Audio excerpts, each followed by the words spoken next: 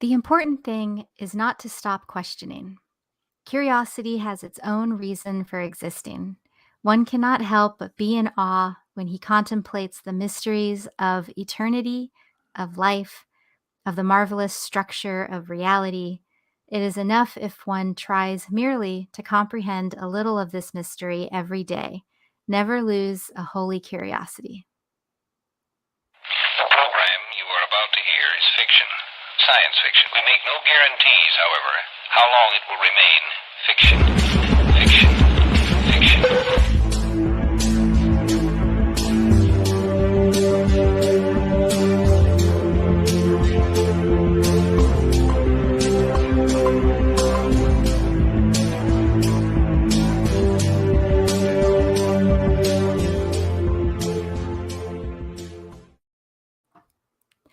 Contemplative salutations, cognonauts. This is Exofathom, the show where we take a pause and talk about all kinds of fun topics from ancestral wisdom, astral projection, mythology, and human sacrifice to philosophy, strange science, pumpkins, and even tonight's episode, which is about the Webb telescope.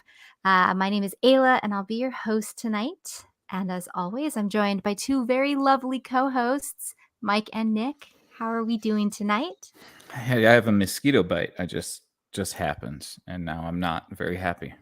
Oh no! It means mosquito season's starting, so that's gonna be fun. But other than that, I'm great. Isn't that you just get like an itch or you feel like a little sting? Yeah. You look down, you're like, damn it. It's like right in the crease of my arm too. So oh like, no! Yeah. That is the worst. Other than that, I'm okay, so. Very cool. Well, yeah, like Mike was saying, I don't like when I look down and then I see it. So like I didn't feel it. It was just silently sucking my blood. And it's like, Yeah. It's just strange to look down. You're like, oh, you're eating me. I guess I eat other animals. So I guess it's okay you're eating me, but I would prefer it if you no weren't. longer apex predator status over here. Yeah, I know, right? How about you, Mike? How are you doing on this beautiful Friday night? Oh, I'm hanging in there. The house is like a sweat box, but hanging in there. How about you? How you doing, Ayla? Same. It's hot over here, a little muggy. For those of you who don't know, we're in the SoCal region. But I'm happy actually. This week we got to see the images from the Thomas Webb telescope, and if you watched the telescope episode, you'll know that I was super excited about it. Still very excited about it. But how about you guys? Did you get a chance to look at the images? What did you think? They were awful. No, I'm kidding. No, they were fine. I only say that because Ayla's been like, if swear to God, if this episode, if you poo-poo this, I'm not going to be happy. So, are you saying, Nick, that you could have gone outside with your camera and taken better pictures? Absolutely, anytime. No, it's cool. I do understand why we do it. I have my reservations about space, but that's aside, anyways. I think it's kind of interesting. Seeing things in better clarity was pretty cool. I think the most interesting thing that I noticed in that particular photograph, the one that is on the thumbnail here, is the curvatures of gravity. And how those were being represented, and you could actually sort of see the galaxies misshapen because of different gravitational pulls and stuff like that. So I thought that was pretty interesting. Almost reminded me a little bit of like a mirage in like a desert oasis or something.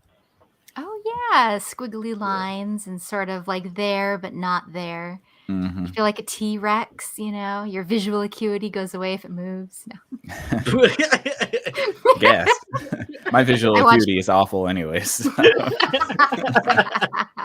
You don't have to worry about it. Yeah. Yeah, but the gravitational lensing, that was pretty cool to see, especially when you learn the why. You'll see something, you don't even know what's going on in there, and then you hear someone talking about it. They're like, oh, there's likely a black hole right here because of the way these things are behaving. You're just like, what? Another one. That's pretty cool. Well, yeah, but I think space is fake, so all those photos were fake. Obviously, Ooh. one of the engineers got their kid to do like one of those '90s light bright things, and we just used that. Yep. That's it. You know, I saw this amazing picture somebody shared, and do you remember those marble tabletops that were really popular in kitchens in like the 2000s? It was And it great. was Oh, a the tweet. This is Mhm. going from a tweet yeah. like good job, and then it's like we pulled it up from the granite. And then That's exactly it. It was like, nice try, James Webb Telescope. Nice try, NASA. We are on to you.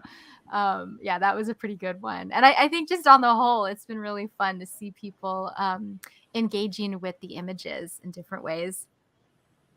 yeah, no, they're pretty cool images. I do like the what would you call it, gravitational lensing? Is that what you call it? I gotta pull it up Hmm. again. Yeah, For well, me, and Nick it's has a it, link. He can pull up the images too if you want Oh, to show him oh, exactly which one. I like that you framed that like I was hoarding the link this whole time. you gatekeeper of I knowledge. had this link Honestly. here. Yeah. Hold on, just let me pull it up real quick. No, no, I Um, do. Like, to me, it just looked like some sort of like I don't know if it was like a motion blur or like a radial blur or something, but that's what it looked like. But I thought it was really cool to see like those little bends and the interactions in between the stars, and then just aesthetically, it just kind of looks nice, like Oh, yeah. some sort of This one, you mean? yeah, that one. Like some sort of modern art painting. Like I could see that being printed out on a canvas and being up in some like three and a gives- half, 4-star hotel or something. you know what's funny is it gives me 70s vibes. Like I'm getting like vintage Kodak camera vibes from this. I don't know why.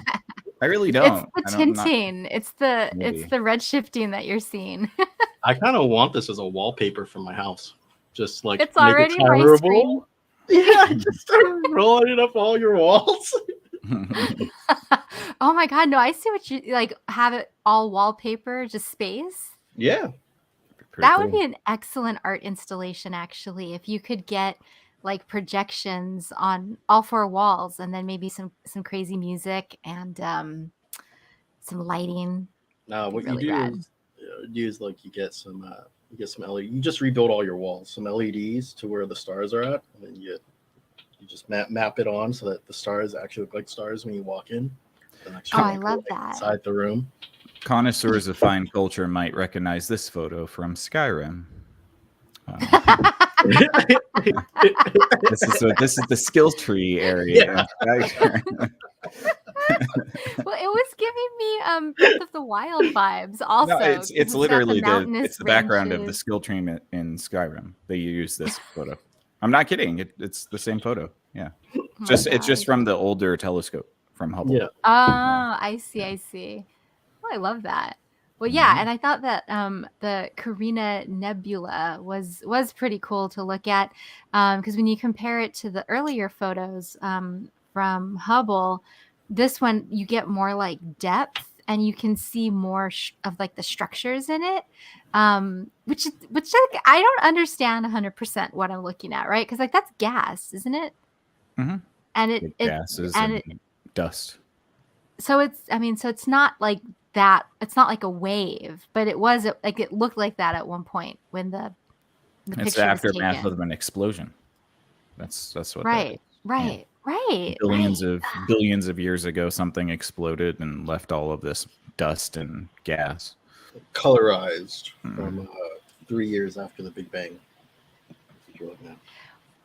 Well, so like when this photo especially, I was thinking about the Prometheus episode that we did last week, and I watched a little bit of the movie Prometheus, and the beginning of it, they basically point out where there's all these ancient civilizations, there's these cave drawings, and in each cave drawing, there's like some giant pointing at a star system. And it was the same star system across continents. And some scientist in the movie puts two and two together that like these are our, I don't know, forefathers telling us to go in this direction. I think they found like an exoplanet or something. But so just with this picture, I really liked it because you can see a lot of the brightness of the stars behind the big cloud. And it really gives you this feeling of The like, cloud well, is not the cloud. I'm just going to add to what you're saying. The cloud is uh, 7 light years long in its highest point. Wait, are you Seven, telling me 7 light years. that's crazy. is that where all the data is? I mean, that is where the cloud is. That's yeah, exactly. Oh, that's the cloud. Makes sense now. Everything makes sense now in life. Also 7,600 light years away from us. So That's why it takes so long to pull up any sort of data that I need. It's just so far away. that's right. We got to find a Very closer true. cloud. No, we have the Shit. 5G. Right? But I was thinking about the Prometheus movie because what I liked about it was this idea that maybe ancient civilizations had a clue in to something in the space, and we just have to find that. But then it's like you look at these images, and yeah, like the one that Nick has. I mean, there is so much space out there. Like, did either of you have this moment of just like, my gosh, we are so tiny, teeny tiny, like. I had that years before. Mhm. Yeah, I know, but it's Imagining like Earth from times like the center of 10.0. the universe. Like if you just think Mhm. about that, like this is a good visual aid for sure. Like any images of space will make you feel tiny. But I think everybody has that one moment when they see something or learn something where it's like, yeah, we are insignificantly small. And you compare the grandiosity of our universe. Absolutely. Well, yeah, and like I didn't even know about this binary star system. Like two stars, like kind of spinning Revolving around around each each other. other. Mhm. Yeah, and like this beautiful little dance out there. They're dancing. I mean, what the heck? These are galaxies. Right. Well, in the middle one, you can see there's like two lights in the middle of it. Here. So that's like a unique thing because it, from what I was hearing before, they were saying like it's two stars, like Spinning around each their other. gravitational pulls. Yeah, like they're stuck in orbit around each other. So like, I mean, I don't even know what that would be like to be in that galaxy because we have one sun. You'd be Imagine if dead. our sun spun around another sun and we were just like along for the ride somewhere away from it, but you would Hey, have two suns in a day. I don't even know if you would feel it. I think it would. Maybe it would just be on Tatooine, right? Like that much It also sun. It would depends be how all far away desert. from there. Yeah, that's true. True. But even so, like how many sunrises and sunsets would you have in a day? And what would your calendar system look like with two suns? You wouldn't exist. You would be dead. Well, Do there you think could be so? a human out there. You don't know. You never I know. don't think we would put things by the sun if we had two of them. We might go like lunar if we only had one moon or something. Maybe. But we would have to have that, or you like chart the movements of both stars, and you say when Just make it the very. sun's at this angle and the other sun's at that angle, then it's this time. Oh, or I've been watching all these space movies. I just watched Falling Moon, or do you remember what the name was, Nick? It's Moonfall. Moonfall. Oh, Yeah, when the it's moon a crashes space into the earth. movie. Huh? Yeah. When the moon crashes into the earth.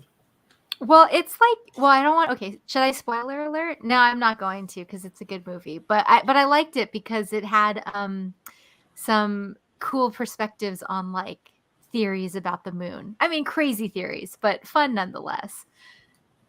That makes Yeah, sense. Nick's, yeah. Huh? And so then are you on the Dying Star? Is that the Southern Ring Nebula? Yes, the Southern Ring Nebula. You don't know Yeah. where I learned the whole binary star thing, the two stars revolving around each other? Ooh, It where? was from a hip hop group called Binary Star with One Oh. Below, I think, and someone. That's what I was looking at. It was One Below and somebody else. But their album starts out with explaining that like they're like two stars revolving around each other and they work off of each other. Then they create this unique, brand new, awesome system called Binary Star. So it's, hip hop can teach you a thing or two if you go digging enough. Oh, yeah. Well, yeah. Okay. So Spotify, I don't know, and it was like within the last year or two, but they have a karaoke function on their platform now. So I can see lyrics now. Like I have the worst time hearing lyrics, like Radiohead songs. I love them, but I never knew what he was saying, and I was too lazy to go look it up. But now you can just press a button and yeah, lyrics. especially in hip hop, you can be quite surprised by what you hear. So okay, so yeah, so lots of cool stuff about space. It inspires art. Nick's got the vapors over there. I'm sweating. Thanks, hot. I'm glistening, man. I Yeah. look like Oh, I no. feel like a courtesan in church. Yeah. That's the polite pretty way to much. say it. Or like an exploding star. That would be a lot more violent and quicker. I think that'd be better.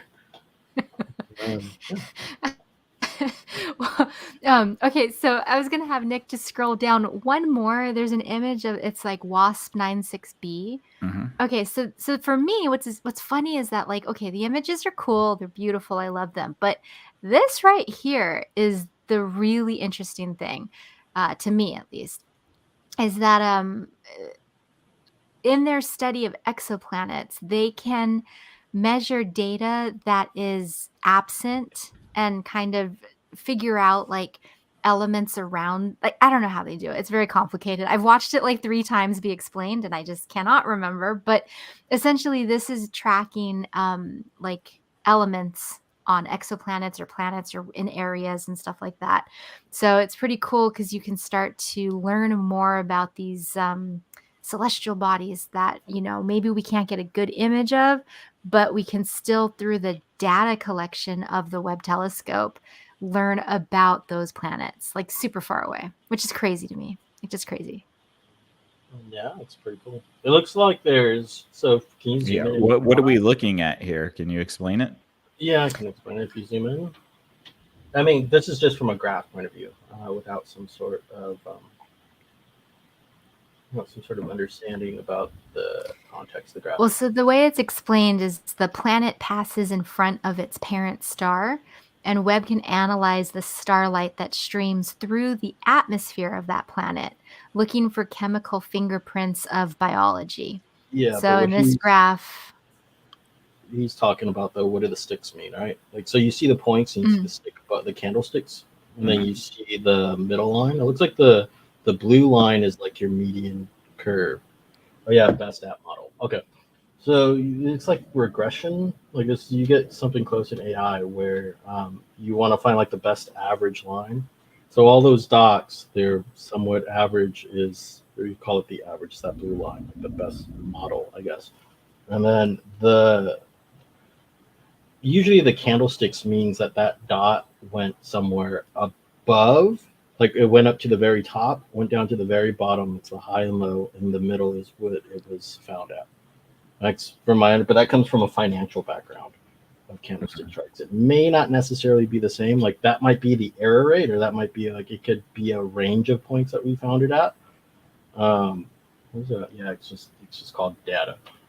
So my guess would be the blue line is some sort of aggregate of all those dots, and then the candlesticks around the dots are like highs and lows of the wavelength of, not the wavelength of light, whatever your y-axis is. Is that like joules or something?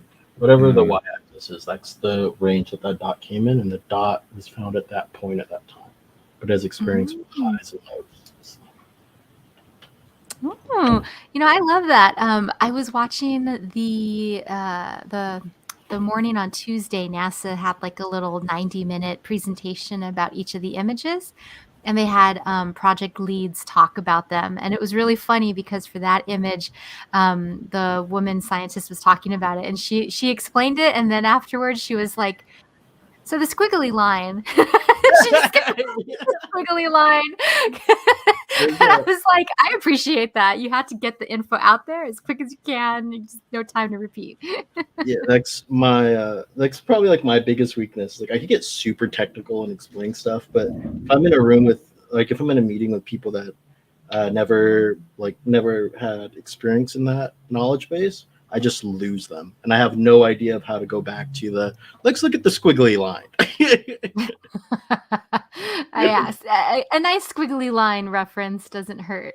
But yeah, so I have a couple of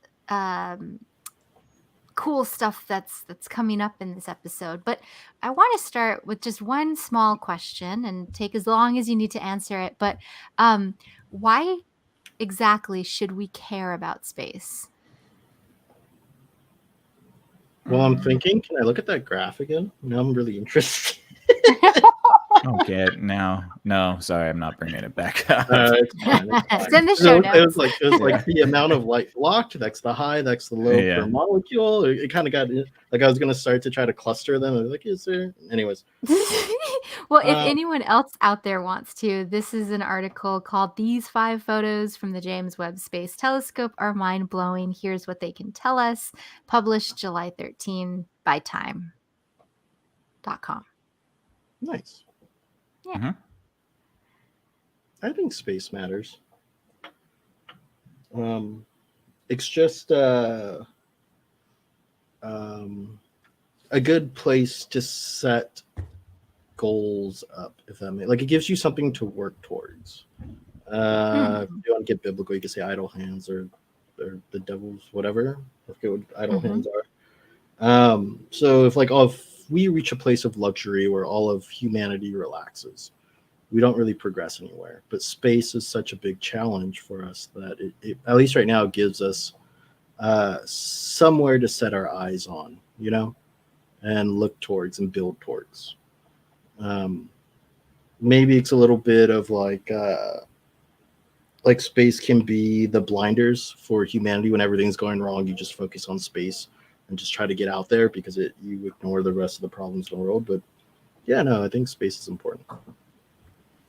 I like that. How about you, Nick?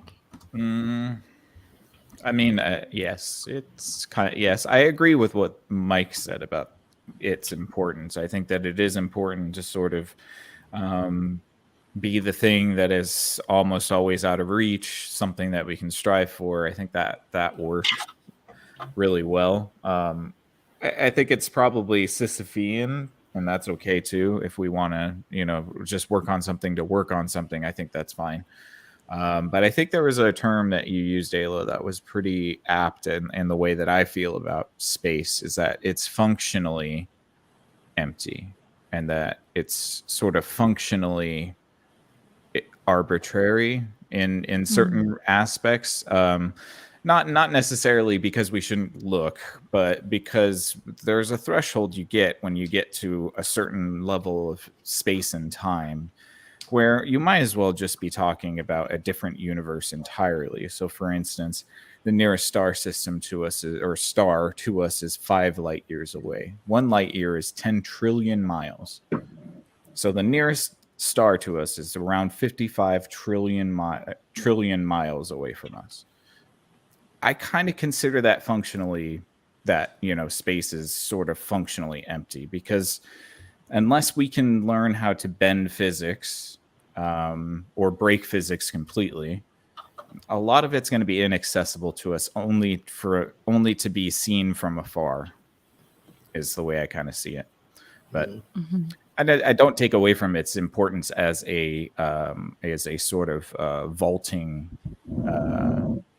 place, something that we aspire to, or something that we try to strive for.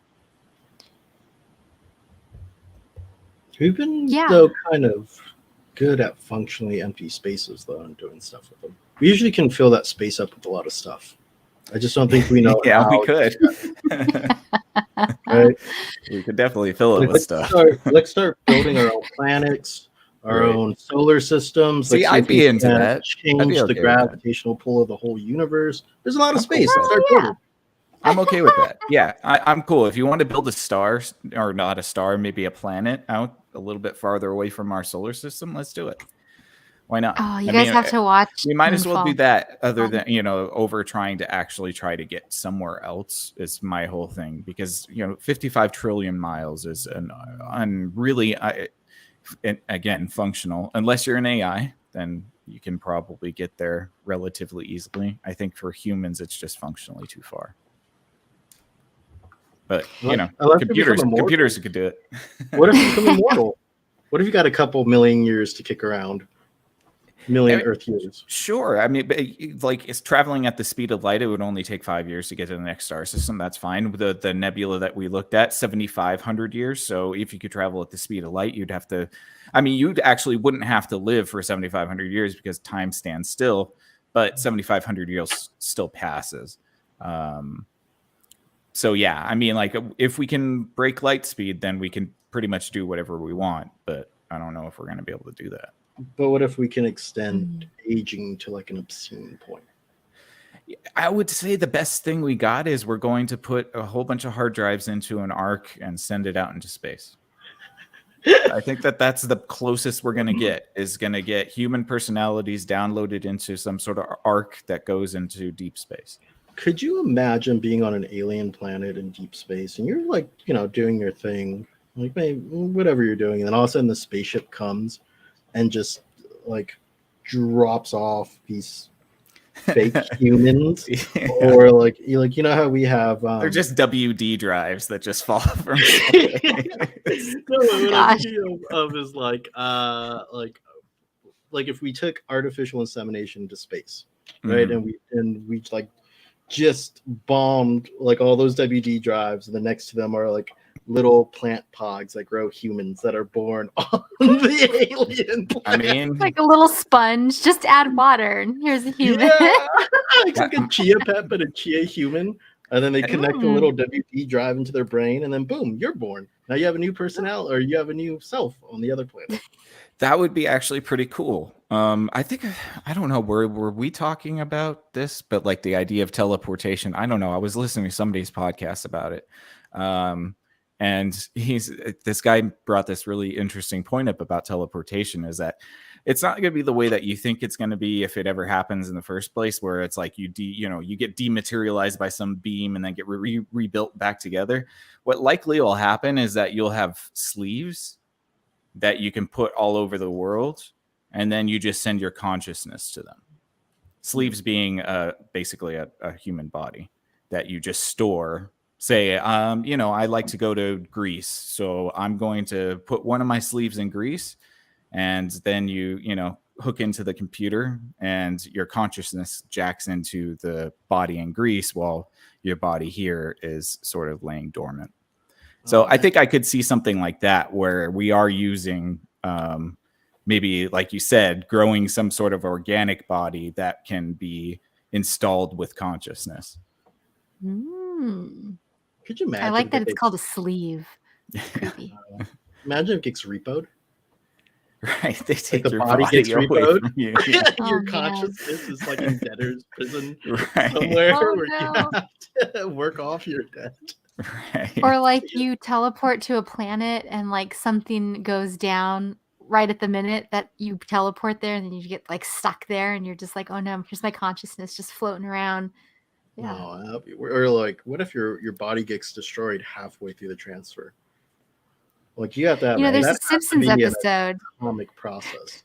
Either the whole consciousness gets there, That's or the why whole consciousness has to come back. That's why it'll be, body sleeves by Disney, where they have nice little, like Disney has Disney islands for cruises and stuff. It'll be like, you can put your sleeve on the moon of Uranus now. It's like we have a Disney galaxy, new galaxy hotel on the moon of Uranus, and we have sleeve ports for you.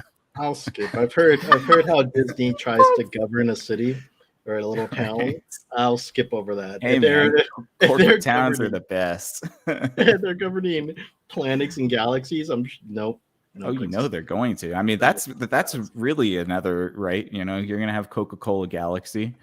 I'm a little shocked that we haven't started, like the notion of a corporate state hasn't been pushed forward into space. But maybe, or even on Earth and in space. But I have a feeling in space, it's far more likely to run into something like that. Well, here's something that's gonna like bake your noodle a little bit, is that due to past failed space missions, or just regular space missions, there's already a little ring of debris that's spiraling around Earth. A little ring? It's a lot of debris. There's a lot of debris. Well, there are missions that get canceled because the timing of it is going to interact with. Apparently, there's like only a 3-hour window a day now where they can. Is that how bad it is? Yes. I thought you made the pun instead of little ring. I thought you said litter ring. Littering, yeah. That's really good. I can't take credit for that, but a little ring littering. No, these are Right, all but dad science jokes. We cannot push this out into the world. No, Right. no. Big Well, Mike's I brought here. He it up. says hi. He just wanted to Oh, say, hey, Mike. I think the premise that we were talking about with the sleeves is the premise for altered carbon. So you're probably right about that. That's might have been where I got the concept from. Yeah. Nice. I don't have Yeah. the. What? I don't have the Netflix. Is that the thing The you get the Netflix. DVDs from? Yes. Yes. You Uh-huh. have to change your queue though. Make sure you update your queue regularly. Okay. Mhm. One of these days, Well, I'll see it. one of these days. Oh, I was just going to follow up and finish my thought, which is that the space litter. Okay, so what? Yeah, okay. Like, so we have lots of different governments on our planet, but we have one planet and there's space trash out there. So the question is, how do we figure out as a planet what to do about the space trash? Like who's the hall monitor of the planet, and how are we going to get to a point to have that happen? Do we like? I was just thinking about that How do because, you clean space? You have to well, Get a use yeah, and when you vacuum have cleaner? private I don't companies know. adding to the litter, that's a little bit interesting too. I mean, like, and can you imagine what it would be like for Earth to have a ring of trash around it one day? It That would doesn't be an have a ring. Oh embarrassment. my! I got to show you. It's Well, not a ring. it's It's like it's it's an covered in orbit. trash. Yeah, Yeah. big show. It's They okay. Well, actually, I think I read somewhere where somebody was saying like it could develop into a but Oh yeah, I yeah, guess you're right now probably it's right. just like trash I everywhere. mean, Yeah, it's that, like flying chaotically everywhere. So yeah, you're probably right. Over like few hundred years, it might solidify into a ring. but I mean, if you can get like an expansion into the International Space System, you start researching super construction, right? Start trying to build giant things out in space. It seems like at least all that debris in space could be a good thing to salvage from, right? You start pulling in all that space, and anything you don't need, you just put like a little nitrogen jetpack on the thing or whatever thing you need to use, and just push it further past orbit. Make it Yeah, like a see, later humans problem. this is the TLC channel show that I want is Space Junkyard Wars. Oh, that'd be so I'm down for that. Sounds awesome. That would be so good. I would watch that. Yeah, I think it'd be fun. Have like a little space storage wars as well once we get advanced Yeah. enough. Absolutely. This is trash. All right, we got a That's true. parcel of junk coming in. You know, in about 4 hours, it's going to be hitting our latitude. Or it could be like real space cowboys, and the idea is that you have to like wrangle the junk. You have to like, Oh, you have to lasso pull it in. That's their somehow. job. Yeah, you drag it on the back of your ship. Yeah, I mean, you being a take space them. garbage man wouldn't be too bad. At least you don't have to deal with the smell. You can Right, bring all that shit. right. Well, so speaking about the space, there's a Hold on. quote that I wanted to share. Huh? I'm sorry. Do you think if we What's get that? enough space trash up there, we could stop an asteroid from hitting us? Oh, I was thinking about that a minute ago too. Like maybe. Or we make it way worse because the asteroid just sends a whole bunch of trash down with it. Oh gosh, and that's how we get Wally. I was hoping it would like break up when it hits the trash, but it just Right. like pushes the trash. Just with it. collects it and just sends it all down. Well, or like how, but I was thinking about the way that people are putting together these like projects and research. Well, I guess like missions and stuff like that. Now, to get the Webb telescope up out there was ridiculous. Like I don't know if I mentioned it last time, but they have this massive rocket that has this massive thing on it. They shoot it out into the space. It separates, and then it has this like huge sail. I think it's like the size of a tennis court or like a bus or something. But it had to assemble itself once it was out there, because you can't launch something with the big sail. That will slow you down. So they had to calculate all this stuff, and they had to get it to the right spot where it's still somehow like moving around it's next to our planet, but it's with our planet as we orbit the sun together. You can't And tell me. Oh yeah, go ahead. Sorry. Yeah, well, go the ahead. last point is just can you imagine spending like 10 years like they did planning that, and all of a sudden some space trash throws at, like there's a car in space, and it's just where you were supposed to put. So it's like, it's funny how brave we're being about putting stuff into space without thinking like, well, what if in 500 years that was the exact orbit that we needed in order to propel ourselves to interstellar orbit or whatever. Or I mean, like, what that boggles beautiful my mind.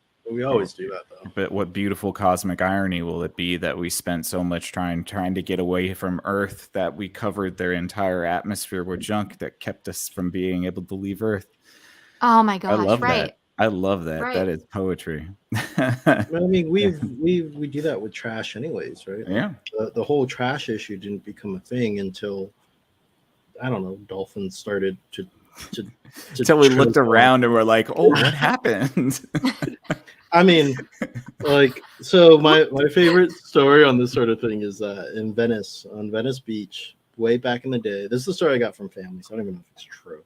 But they wanted to build like a sewage pipeline out past, out through Venice Beach, kind of like under the canal. Now I'm getting really SoCal-y. Anyways, either the mayor or some politician at the time didn't want to build it 500 feet because it would be too expensive. It's supposed to be 500 feet out. So he built it 50 feet out. And now when you go to Venice, yeah, I know. When you go out to Venice every now and then you get a little bit of the brown froth. It's okay if it gets on your skin. Just don't drink it. Or don't let it get in your eyes. Yeah, or don't let it get You eat. That's how you get pink eye, man. That's for sure. But we've had this long history of like, well, what do we do with this waste product? Whatever the waste product is, like, I don't know, throw it somewhere where we don't have to look at it. And then that will follow true into space. I'll follow true into any planet we colonize. And if it's our downfall, then yeah, it is some really nice poetic justice. That like when the apocalypse happens and we can't make it off the planet or we can't see the sun anymore because of the trash, somebody's gonna have to like write that for whatever alien race comes here to figure out what happened here. It'll be a great season finale or series finale. That's yeah, sure. Right? It's like dinosaurs. Yeah. It's literally dinosaurs, right? Like at the end of dinosaurs, the asteroid comes, kills all of them all, but just with humans. Mm-hmm. Well, I'm picturing this sort of Armageddon 2.0 movie where instead of it being like oil drillers, remember it was like these sort of like garbage blue collectors. It's garbage collectors. Yeah, cosmic garbage collectors, and they're the ones that are going to give like a pathway for us to do exploration or something. But like, you see them walking Gentlemen, there's bravely. a trash island twice the size of Manhattan floating around us. Yeah, I think it'd be dope. I mean, even today, like that the business of disposing and recycling, it's a crucial one, that's for sure. All right, so then do they train astronauts to be trashmen or do they train trashmen to be astronauts? I mean, obviously trashmen to be astronauts because you can't train an astronaut how to pick up trash. That's just crazy. This is the Zen cone of the modern age. Yeah. It really is. Yep. Yeah, you couldn't train astronauts to use a drill. You had to teach drillers, deep water drillers, how to go into space. There's a finesse. You can't teach it. Yeah, astronauts are just too damn arrogant.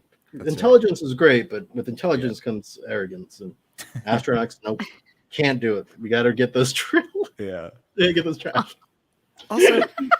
Also, if you mean to tell me that our government was capable of putting a incredibly precise instrument into space, 20 miles away from us? Is it that 20 miles away? I think in space. Oh, it's much farther. I'll get the actual number. For Anyways, you. okay, they sent a freaking incredibly precise telescope into space, which then assembled itself in space. I'm sorry, you can't tell me that we can't fix any of the other problems that we have. I just can't. Like if engineers and scientists can do stuff like that, then all of the problems that we have down here seem a little bit trivial. Do they not? Oh, but haven't you heard about like all the cool inventions and patents that got bought out or squashed because they fixed problems that were profitable for certain people. So I think a lot of it, yeah, there's a lot of great inventions, but a lot of the solutions are too expensive, and I think that's where a lot of issues happen maybe. That's where you have to find like their altruistic organization, right? Something, a group that goes. This is in a weird way what like nonprofits and things like NASA are supposed to be, right? Um, not trying to make money, not worrying about profit, but just trying to do the right thing and get the appropriate stuff done. Mm-hmm. And Yeah. then with the self-building thing, yeah, they put their minds to it. I'm sure they can solve a lot of problems. I just wonder how much. I'm sure it came with a lot of stress. This whole yeah. thing, all Well, of it it, took and 20 years or something like that. So yeah. And billions of dollars. Like, it was very expensive, and it's 354 miles away from us. Oh, okay. sure, but just how well is like I'm really from a software point of view.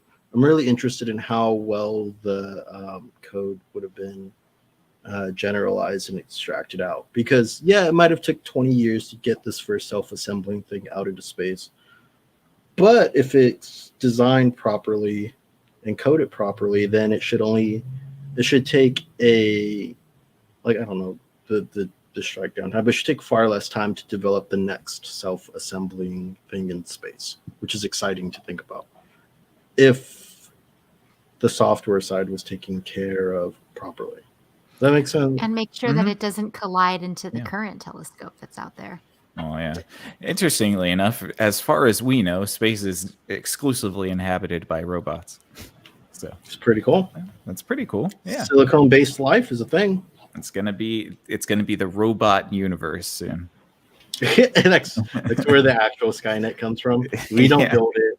Yeah. All like the discarded robots that we sent into Yes. space Yes. build it. They make their own space colony and then Yeah. come That's back how we for got revenge. Transformers. Yes. Yeah, I'm all for that. All of that. Well, it is interesting that they launched it, I think, December of last year. So it took 7 months for it to get to where it had to go to assemble itself. It actually got hit by asteroids a couple times, kept going, and then all the signals have to be sent back with all the data and like testing and stuff like that. So yeah, I mean, you're right, Mike. It took us however many years to make the thing, get it into orbit. And I know that like the project was criticized a couple of times because of the cost. And there was an interview with this older gentleman. He's a Nobel Prize winner. He was one of like the NASA heads or whatnot, but he was so adorable, talking about like just how many things could have gone wrong and just how proud he was of this accomplishment. How much did it cost, by the by? I don't know. Let's see. Webb telescope. Like these are one of those things where cost shouldn't matter. No, I'm not. I'm not asking to criticize the costs. I wanted 8.8 billion. Okay, thank goodness I get to make this point. It costs 8.8 billion. Hey, guess what? California spent $14 billion on a train that literally goes to nowhere, and they don't even have a track laid down yet. So, hey, at least they showed us a picture. At least they're going to be able to use the telescope. Yeah. I think I'd say it probably paid for itself at least by now. Remember when I said that when it comes to space, Oh, it was you could 10 ignore billion. everything else? Sorry. This is why it's good. Right. Oh, yeah. Oh, man. Well, yeah, I'd hate to be the accountant on that, you know? I mean, like, can you imagine being in QuickBooks trying to figure out how to code some weird chip for some satellite that's going to do something in the future? I don't even know, like, accounting-wise, how I would handle that. That's But called a research budget. Well, it was that. Remember that there was that big story, I think 10 years ago, right, where the Mars rover, the code was off by like a decimal or something like that, and the Mars rover just like careened right into the ground of Mars instead of landing nicely. Like they blew like billions of dollars because like there was just one little calculation that was wrong. And it just sent the rover right into the ground instead of landing lightly like it was supposed to. Well, Yeah. that happened with Hubble. Hubble was also a very expensive project. And when the first images came out, they looked super shitty. And everybody was criticizing them and waste of money, blah, blah, blah, blah.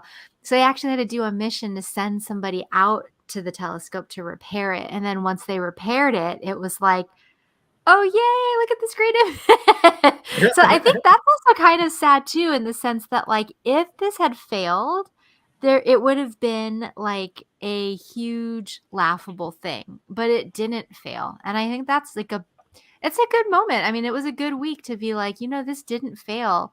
And because it didn't fail, it's inspiring like so many people to.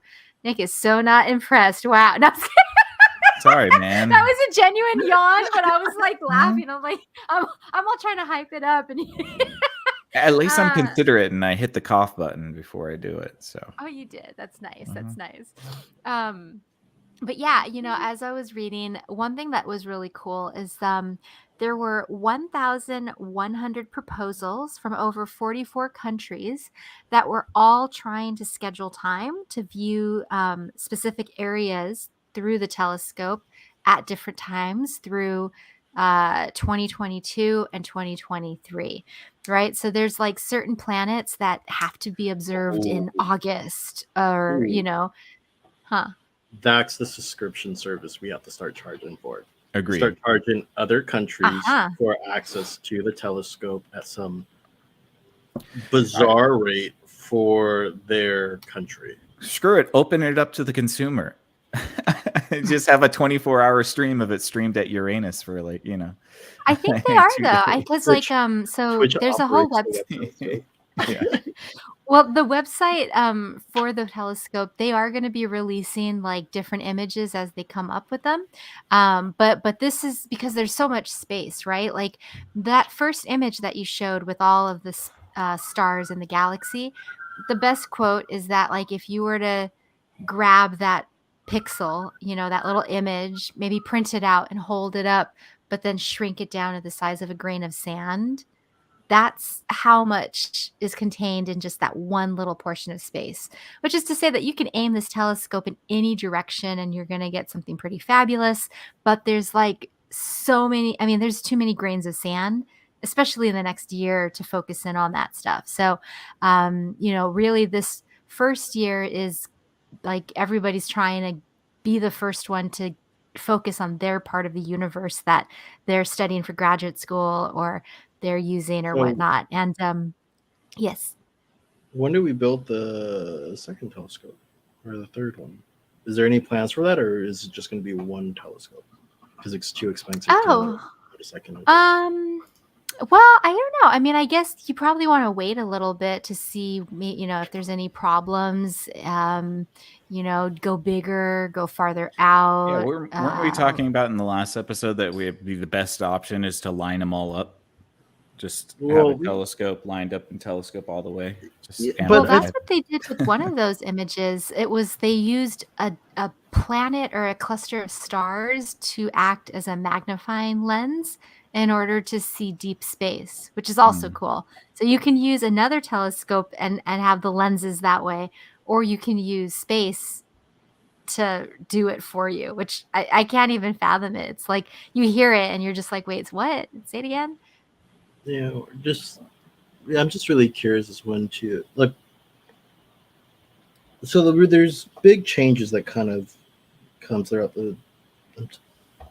I'm trying to form my words in the best way, I guess, to describe mass production and how important it was for us on Earth to be able to mass produce things. And then this is kind of the same approach that something like SpaceX takes, right? Not mass production of disposable rockets, but production of returnable rockets, which are pretty much you can argue almost the same thing. But it would be really cool to see mass production. Like I don't think we want to build a bigger telescope or a further. We want to take I feel like we want to mass produce telescopes. Like find the Sherman of telescopes, the Sherman tank of telescopes, mass produce that thing, send them everywhere. Or find the process where you can mass produce these spacefaring things and then push them everywhere. Otherwise, now we're getting to like a weird German engineering thing where we want the biggest telescope or we want the farthest telescope. And Mhm. while it's really cool for spectacles, it doesn't. I don't like think about having like 10 Webb telescopes around space, and then as a country being able to charge or like even just stream it for free for people that are curious, right?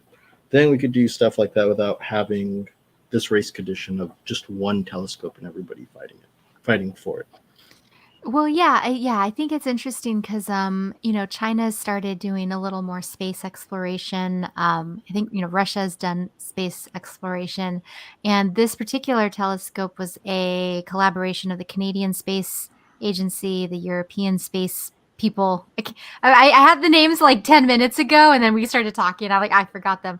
But the European Space Agency, the Canadian whatever, there were 3 countries that put together, and what was really cool about it was that, like, each different agency took on a different component, like, NASA built the thing, but it was, like, I think the European satellite system that navigated it where it needed to go, and for the Canadians, it was about the data transmission or one did one or something, so it was really cool to see the way that they divided the labor up and to see this collaboration. If we could collaborate with more countries, that would probably just build upon research because right now, when I was growing up, you had what, like a physicist, an astrophysicist, et cetera, et cetera. Now you have people who are getting PhDs in exoplanets, in planetary botany, in terraforming, um, cosmobiology. I forget. Hold on, let me find my Yeah, website no, because all there of was. this sounds really like it's really cool to see the extension on the research front, but I think it's time we have to research on the production front.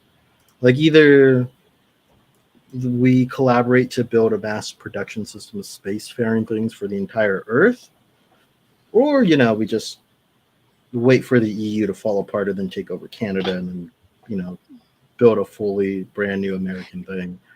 Yeah, well, I Spend all wonder. one of those three things.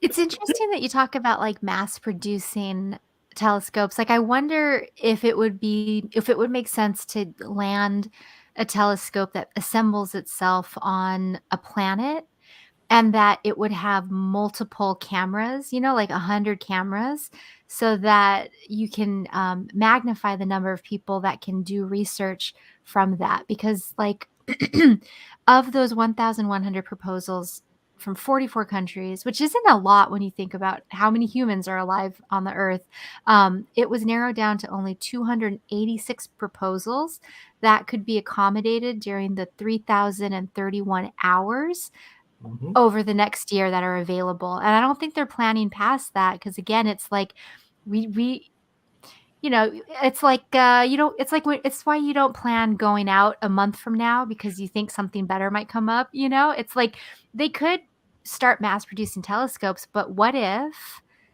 all of the juicy stuff is, like, in this sector over here, and for that sector, you're much better doing X, Y, or Z. So, the same approach might not fit in the So, if, future as we but start if to discover more things. you're really interested in the sector, then you can send more telescopes closer towards that sector, and then better Yeah, but, expand, like, right? So if you we look at a could have pixel, and that I was just gonna pixel, say we could there's go a for it. lag, sorry. I was just gonna say, like, the Hubble telescope was a great telescope, but if we had 200 of them, none of them would have had infrared technology, the Webb does. So, yeah, I mean, I'm all for multiplying access to this information, but sometimes it's not about multiplying, it's about improving and getting everything right so like, "Oh, let's narrow this function down. Let's narrow this." So technically, you could think of them as, like, prototypes until we're at that point, but I think that things are still so fresh, it would So be, do you um, think more the space trash at this point. so do you think the Ford Model One, um, do you think that should have been mass produced, Yeah, or I'm a should we Toyota just girl. so should I'm a we? Corolla Well, the girl. Ford Model One was just the first car, or should we have waited until we got the technology to build a Tesla, and then mass produce Teslas? because like I sort don't of the know. I thing mean, you you're look at the Tesla battery situation, or like, you look at solar panels. Now they're just like a really big trash issue. Yeah, that's what I was So going to interject with. And I think that ultimately, I guess my question is too, is like, are we going to reach peak rare earth minerals? And I think we're going to. And, you talk about this concept of peak oil. They were really up about it in the 70s, where they said basically we're going to hit this threshold. There's going to be no more oil. That's it. Not anymore. Now that keeps getting pushed back, and we don't know when the peak oil will actually ever happen. But I'm wondering about the things that are made to manufacture the things that go into space. It doesn't seem to me that there would be a infinite amount of resources for that type of stuff. And I wonder if that doesn't also sort of propel us deeper into space, because we're going to need to find the resources outside of space in order to continue this journey at all, because we're going to hit a point where there's not going to be enough aluminum or like cadmium or whatever on Earth. We're going to have to go find asteroids to take it from. Yeah, that's why I was really curious about the self-assembly. Like that code, whatever logic lies behind the self-assembly is going to be real important, because you're going to eventually want mining rigs that can land on asteroids, that can self-assemble, pull out those resources, bring them back to Earth, or bring them to some middle point where you're developing wherever, right? So yeah, there are issues with mass production, right? But we're like in this weird research bottleneck, and we can keep striving for new visual systems, new color spaces, new like things that the eyes can't see, right? We could keep building fancier and fancier. But eventually we're going to have to think about pushing more things into space, where I think that sort of mass production mentality, where it's like, yeah, it's fine if we have 200 Hubbles, and then they can't see infrared.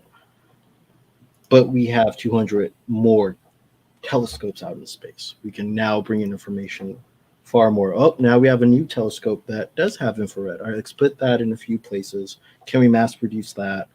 If yes, then boom, we just upgraded all of our telescopes. And even better, we still have the Hubble telescopes. So we don't have to point our new telescopes in the same directions as the old ones.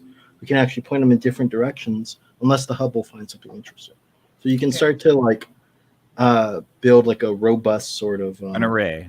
You would have an array of telescopes. Yeah, I think so too. As far as like getting more out there is probably a good idea, just because of like the Earth level extinction, size asteroids that are constantly around us and constantly coming very close to us. I know for a fact that we don't have anything looking down, like we don't have anything in Antarctica looking in that direction. So allegedly. No, I'm just kidding. Maybe we do. Yeah. If they do, then fine. That's great. Down there, right? If they do and they're watching out for us, that's fine with me. But I'm not sure that they do. And so, we basically have this entire portion of Earth that's not being looked at, or a direction of Earth that's not being looked at. So I would hope that we do. I mean, like, it would be a good idea to have at least a small array in as many directions as we can, just for the sake of catching asteroids. Yeah, catching asteroids. Although, then again, if we knew how many asteroids were about to kill us, we might everybody just starts to never sleep. The Earth might just crumble, like society would collapse. That would be really funny if like we're totally protected, like we have been for, a long time now. But yeah, and then you see it and it's just like you can't trust. You're just like, oh my God, every day. And what a gift that we didn't know until then. Right. Next part of like the weatherman, like the weather things, like, and we have a 3.5% chance of apocalypse today, right? Which is up from yesterday from the 1.8%. Yeah. So be careful out there. They don't call it the shooting gallery for no reason. I mean, seriously. Oh man. Well, and it'd be funny to be like, oh, and yeah, that asteroid has this much percent of hitting us. But anyway, that's all I got. Back to you, Joanne. It's National French Fry Day. Yeah. It would That'd be be more so like weird. it would be more like there are 764 asteroids heading towards us right now, and about 45% have the ability to cause a mass extinction on Earth. 70% or 60% are small enough to burn in the orbit. So there you go. Hey, to me, more data is better. I don't like. I mean, what are you going to do? You're going to stop an asteroid yourself? The world's going to end. At least tell me so I can go do something different on my last day. Yeah, I think you're right. More data is better, but I think that if you are managing a populace, that's not. Man, if I was president, I would just have like fake All the data. apocalyptic events, Yes. and then like 8 hours later, be like, you see what you did? Are you proud of yourself? Mhm. Are you proud of the way you behaved? That's evil. Oh gosh, Just I go love on it TV. though. That's so evil. Today we're at DEFCON 10. Yeah.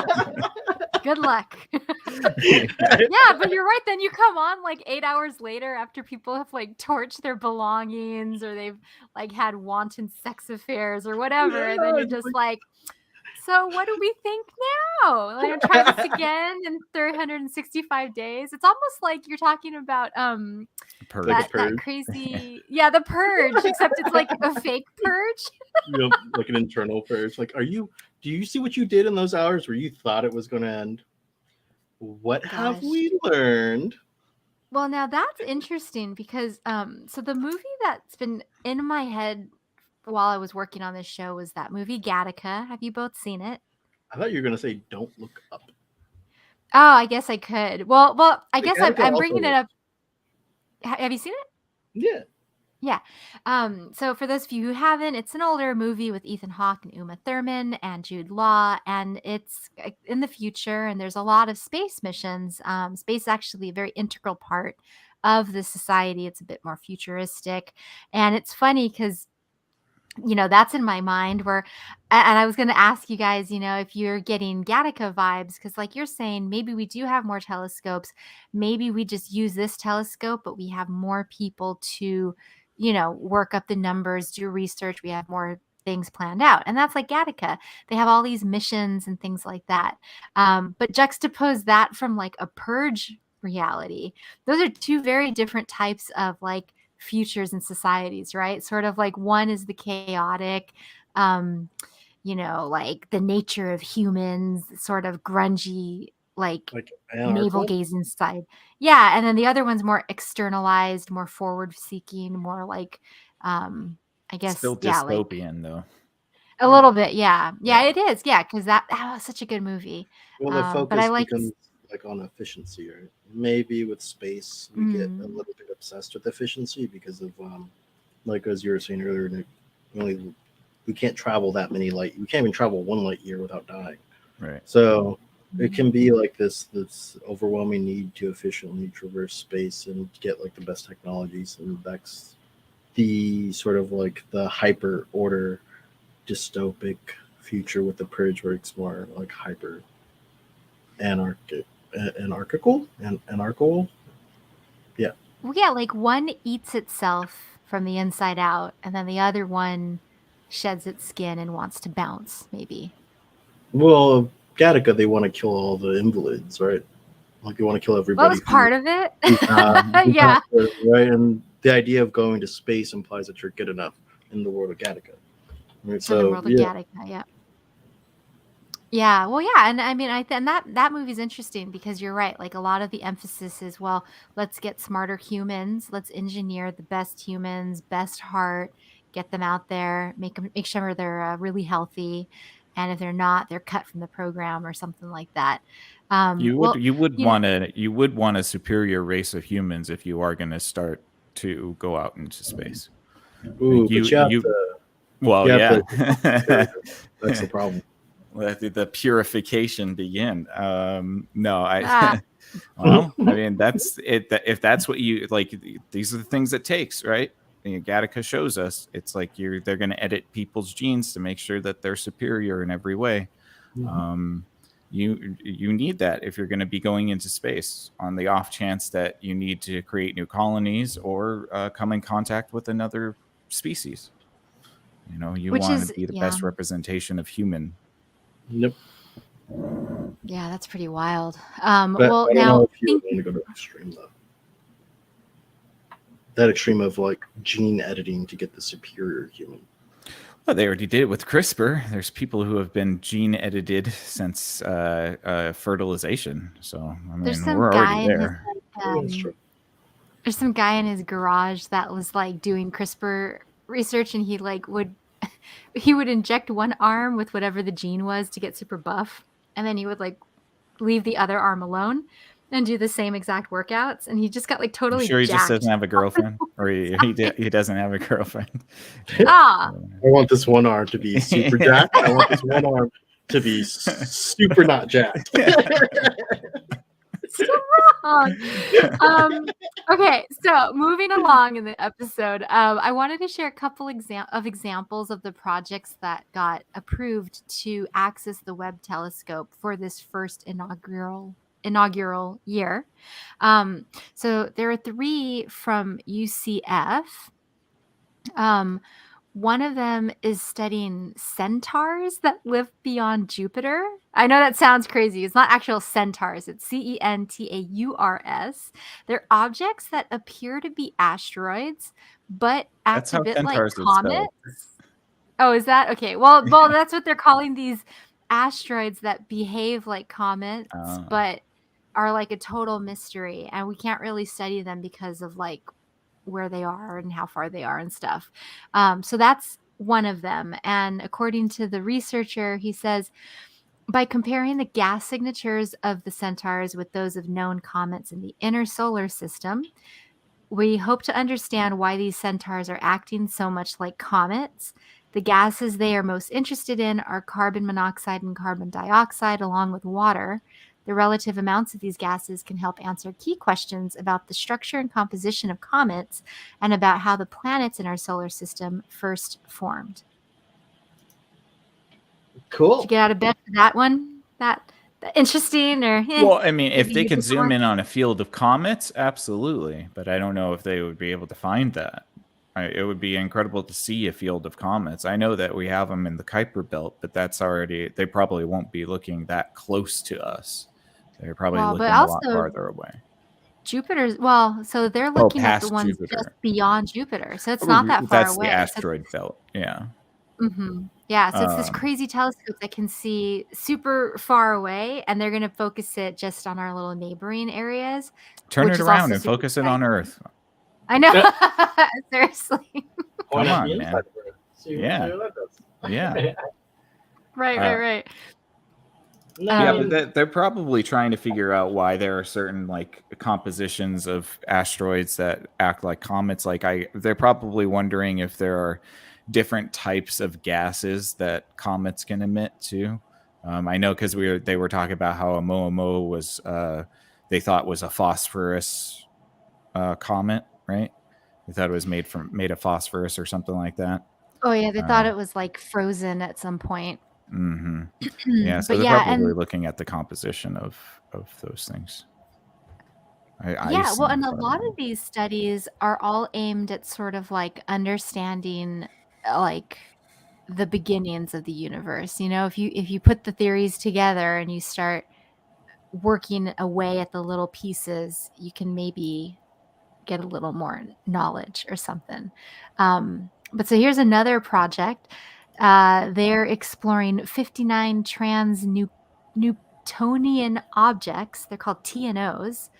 And the observing windows for these TNOs will open early in the fall and extend up to July 2023. These objects found past Neptune are believed to include some of the most primitive and unprocessed material in the solar system, and they preserve evidence of how the solar system was first formed. Cool. Pretty cool, huh? I guess. Sure. Why is it only in our solar system? What's going on? I smell a conspiracy. Well, here it goes on. So Okay. this is Is it going to go about, outside like, of our solar system?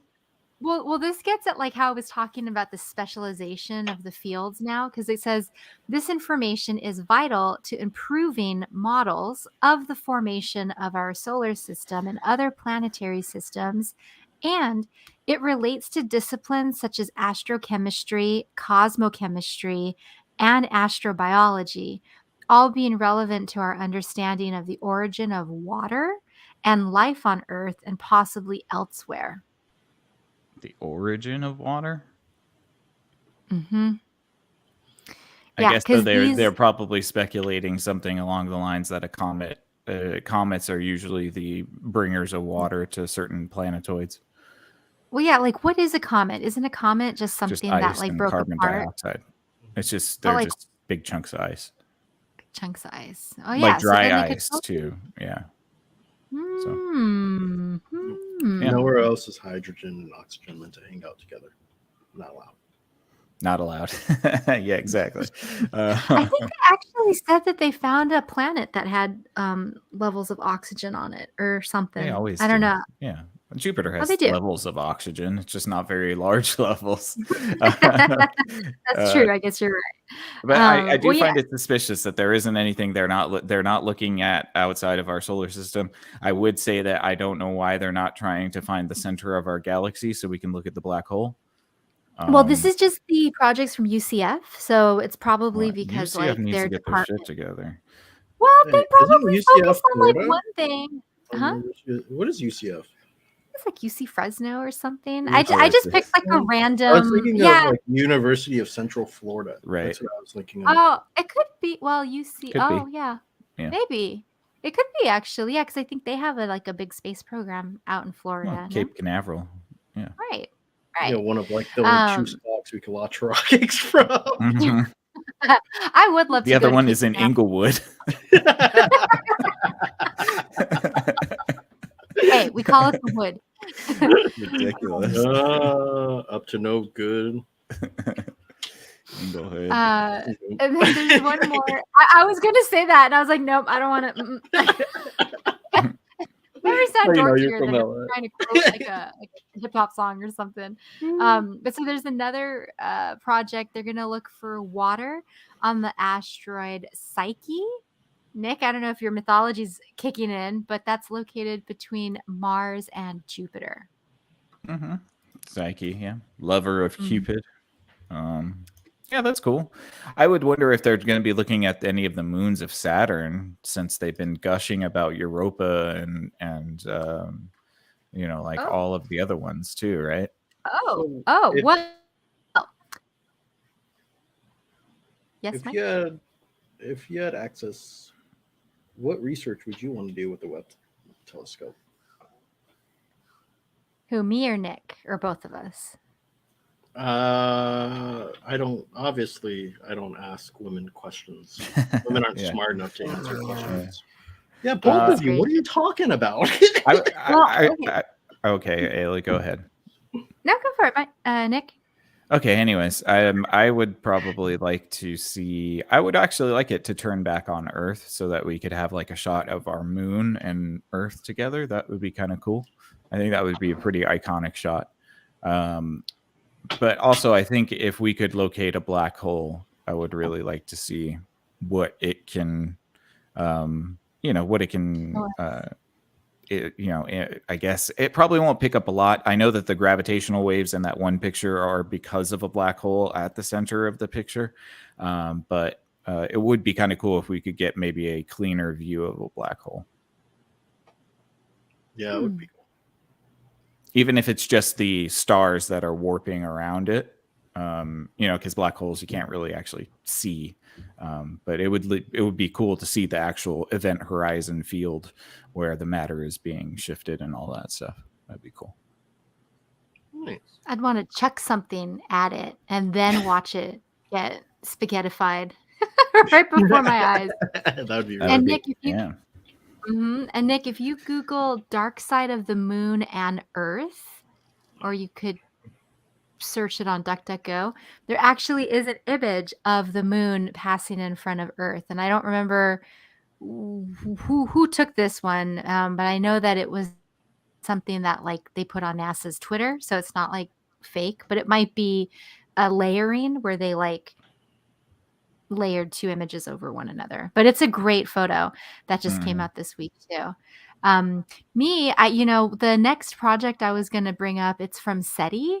And for those of you who don't know, SETI is the search for extraterrestrial intelligence. And so I think I would personally like to point it at, I don't know, maybe like the nearest exoplanet and just see what data we can find out if there's any evidence of biological life or activity. Because I know, like, they said that I might have it in my notes. Oh yeah, I have a like a whole 2-page thing about this one. But there's certain ways that like if you look at the spectrum of Mars, you'll find indicators of carbon dioxide, and the same is for Venus. Not very exciting. But if you were an alien studying Earth, you would find more than just CO2. You'd see oxygen, the accumulated exhaust gas from billions of years of photosynthesis. And it would be pretty strong evidence that Earth has life.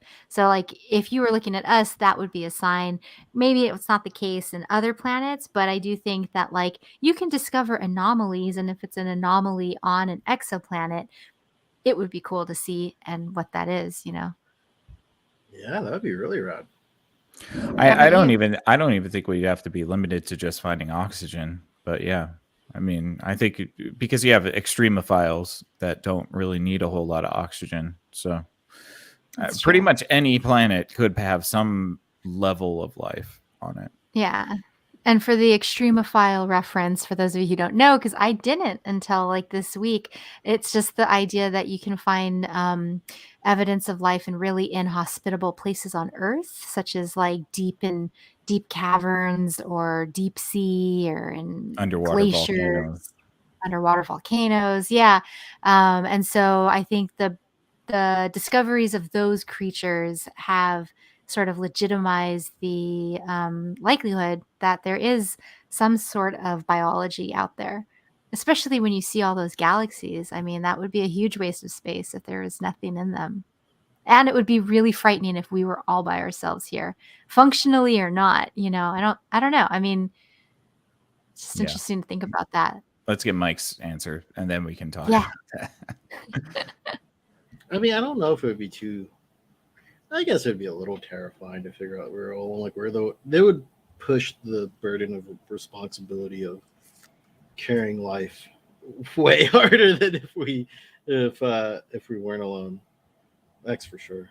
But then again, maybe life is an outlier and should have never existed. Maybe life was the greatest mistake in the whole universe.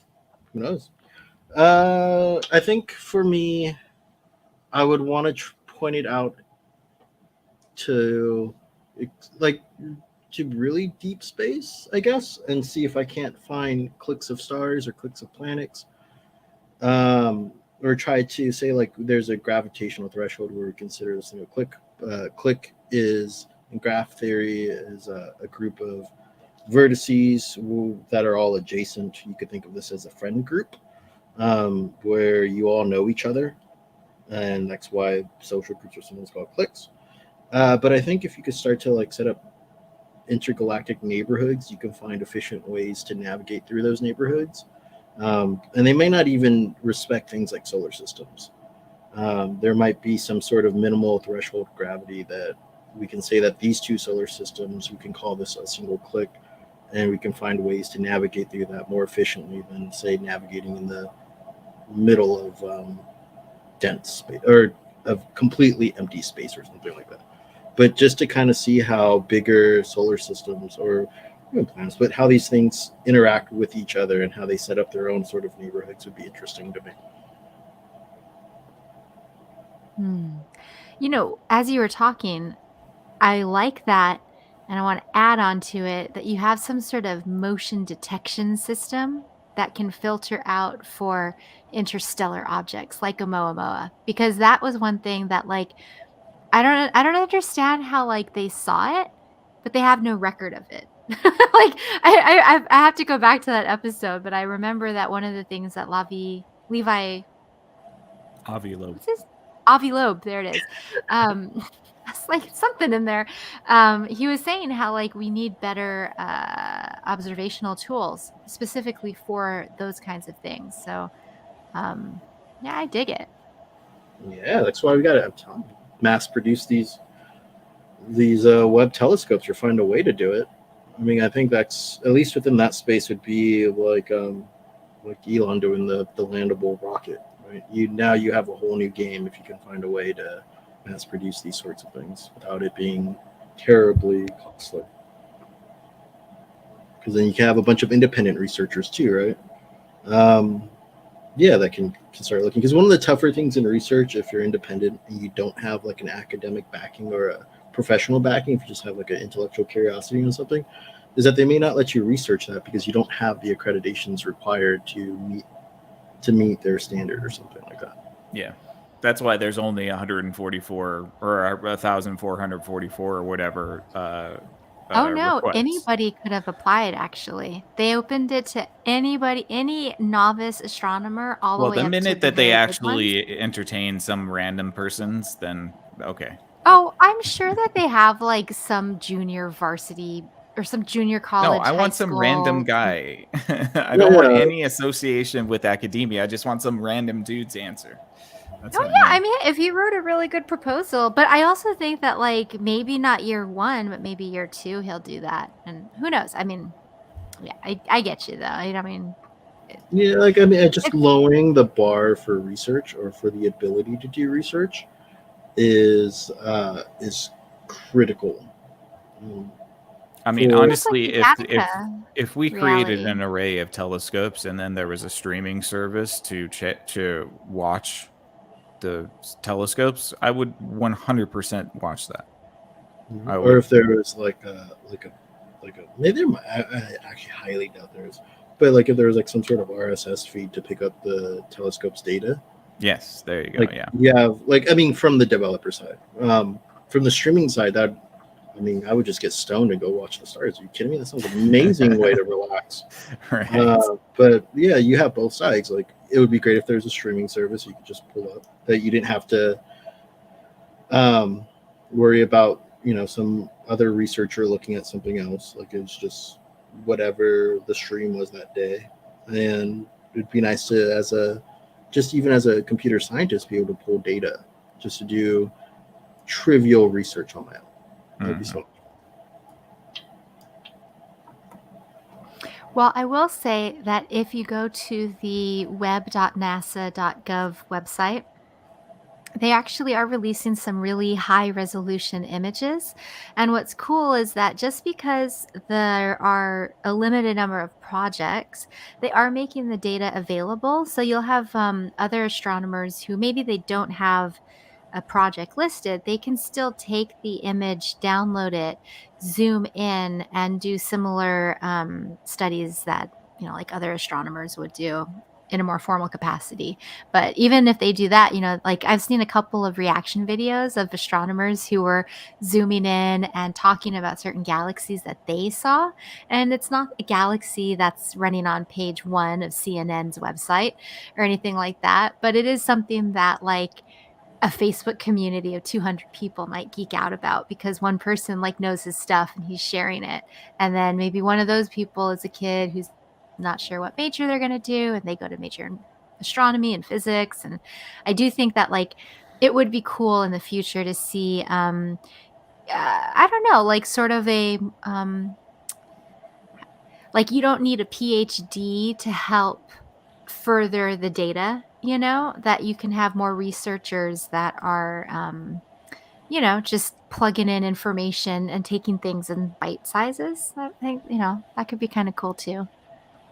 Yeah, but academia has always has like its very staunch thing on its on research, right? Like it's great that they allow anybody to look at it, but if you submit like a proposal, like in this projects, for example, I have a feeling that if you're looking at two proposals and one is academically backed and one is not academically backed, you're probably going to lean towards the academically backed project because it's just Well, and you money. raise a good question. I mean, Like, maybe it's money, but it'd be cool to see what they why they chose the projects that they did, because like you could point it in any direction and you could have millions of different projects, but then it's like, yeah, like how do you and who gets to decide which ones are Whoever more paid the most. important? I don't want to. Well, I Whoever don't know. I paid just the most. Come on.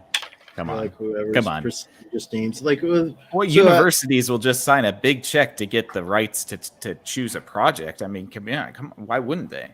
I mean, and not to yeah. be cynical, like there is like an open data science competition, and if I remember correctly, the problem space had to deal with figuring out something with pregnancy rates of different women comparatively in different states, something like that, right? There's birth defects, or if you can create if you create a classifier, so like a predict if a pregnancy is going to have issues.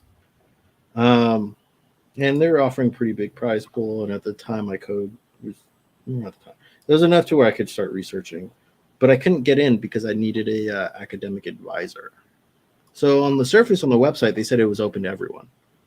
And then when you start applying, it becomes very clear that you have to be a part of a university system. That's why I'm always curious about these research things, is that when it comes to the independent researcher, they're usually just side-eyed or like, yeah, you can submit your work, but it's not going to make it. It's like when you submit your resume and the automated thing just moves it to the trash. That's what I just worry about with stuff. Yeah, I think a decentralization, and I think that that's probably what's going to happen when the technology becomes more accessible and maybe easier to manufacture too, is that you'll get a decentralization of that type of information. Because I could see even hobbyists. I mean, if we assume that we could get rocket propulsion down to a commercializable rate, I could see hobbyists building their own telescopes and sending them out into space and doing their own research. I think that would be great. It'd be like pirate radio, Yeah. like you'd be able to send your own telescope out there and point it wherever the hell you want and take as much data as you want from it. I think that would be really sweet. Yeah, or even somebody like just like the humble. I'm going to say this is make fun of an old professor I had. The humble computational scientist that just wants to pull data from telescopes all over the place and build something. Like it helps them too, Yeah, what was that movie where the guy built a rocket ship in his barn? Oh yeah, Yes, there you go. Yes. That's what we need. We need to start doing that October Sky style. It's a good movie. We need to start bringing amateur, rocketeers in. Hey, if it's not done in 3 years, I'm gonna build a death ray out of my garage. So 3 years to get done until I build a death ray. All right, then I'm gonna hold the world hostage. So you build more telescopes. Right. Well, what I like is that a lot of like movie references have come up in this conversation, and thinking about the future of I guess space exploration, right, and research and expansion of knowledge.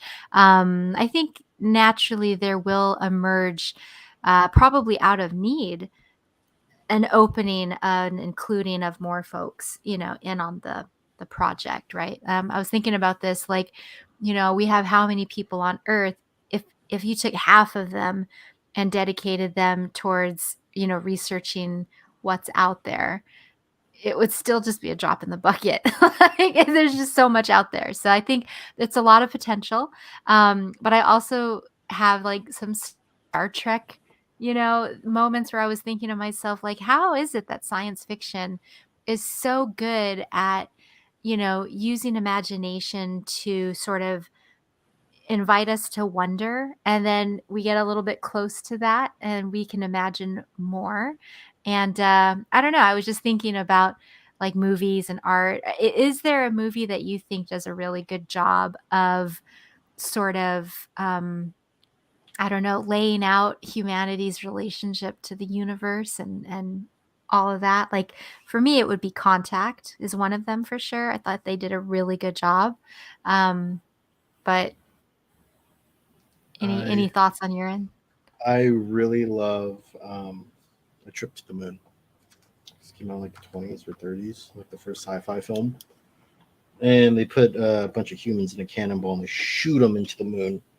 Obviously, at this time, the idea of space space travel or traveling to the moon is absurd, right? Like it just can't happen at that time. But the imagination starts working, and in reality, they were working from like a zero knowledge base, but they weren't that far off. I mean, you do kind of put people in a cannon and just shoot them off into the sky. You just stay in the canon. Yeah, and what's beautiful is that it captures entirely humanity's not knowing and gracefully presents a solution with imagination. And I'm sure that inspired some people, if not sci-fi folks, future scientists. And they realized, well, yeah, maybe we can't put them in a cannonball and shoot them to the moon, but put them in a rocket and send them to the moon, or maybe the moon doesn't have a big angry, or why am I thinking of the moon as like a big angry face or made of cheese? Like those might not be accurate, but this is what got me first interested into the idea.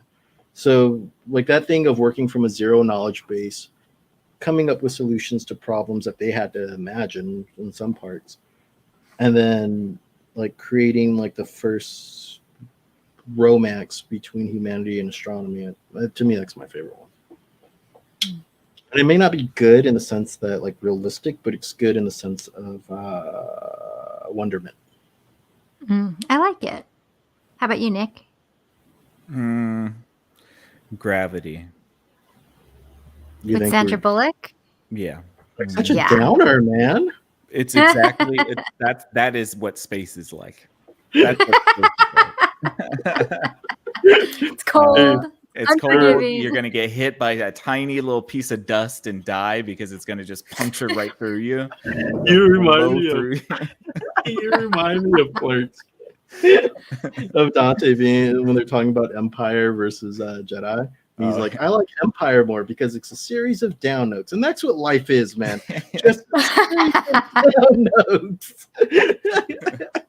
I just really think that that's probably as close to reality as you're gonna get. It's claustrophobic, it's terrifying, it's lonely. But if I wanted, very disorienting, inconvenience.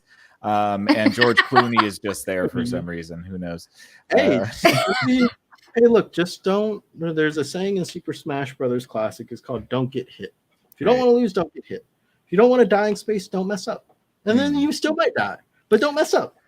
Yeah, absolutely. I think, but if I was going to play along, I think one of my favorite space movies was Lost in Space with Matt LeBlanc, and I think there were a couple other notable people in that. But there was an interesting idea about gravity and time, and it was like they come across this ship that was orbiting this really high gravity planet, this really dense planet. And so that time worked in a really distorted way while like they were on the planet, but in the ship 30 years had passed or vice versa, something like that. It was kind of like the way they did it in Interstellar, but this movie did it first.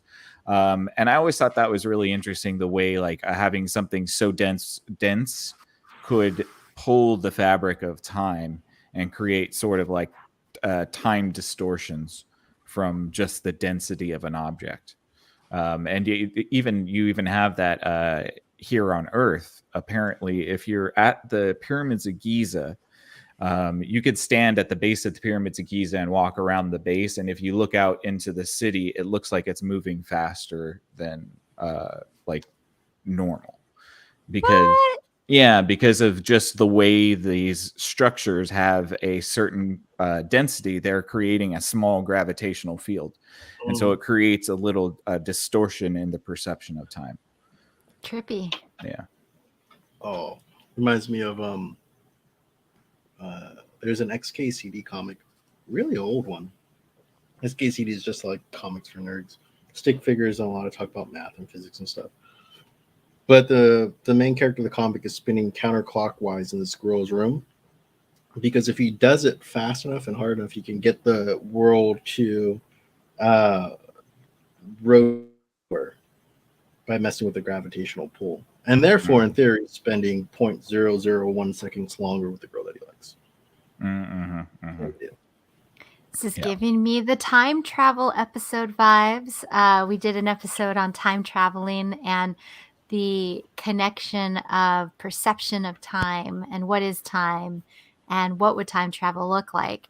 And I mentioned Contact because what I loved about that movie is you have this whole build up about like who would represent Earth and should you be a person of science, an atheist? Should you be a person of belief?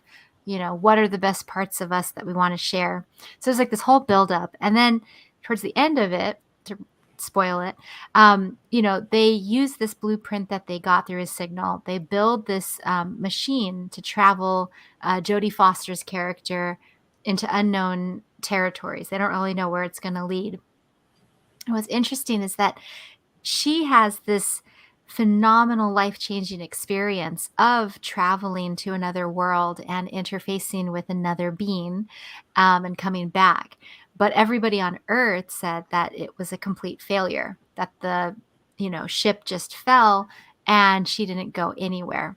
And the whole film at the end is about,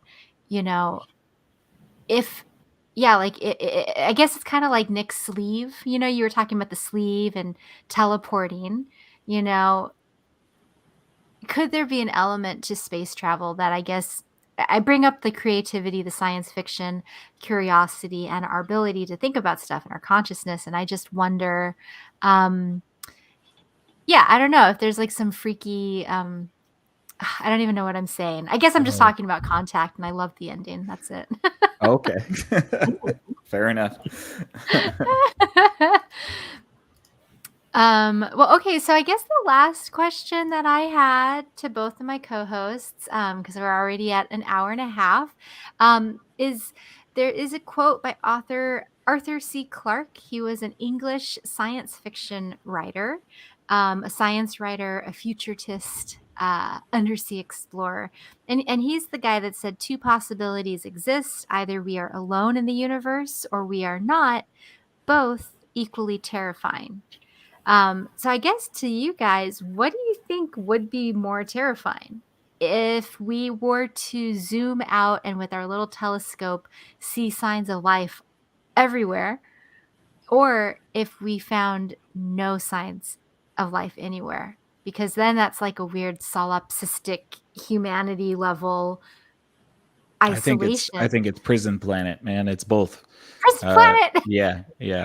We are not allowed. We are quarantined from the rest of the universe, and there's a whole bunch of thugs. We're just Australia of the wider galaxy. Yeah. Honestly, there's a little part of me that does feel like we are out in some sort of spatial desert, for lack of a better term. And perhaps, like Mike was saying, with these cliques or neighborhoods of star systems, there is a lot more activity happening. Maybe there's a huge metropolis of star systems, federations of star systems that are together, working together. And we're just here in this lonely oasis of not even Earth is the oasis that we're in, of this like almost like being out in the middle of the ocean, like, and you get into deep sea, they call it the blue desert because there's nothing there. And occasionally you'll see a shark or a whale, and that's it.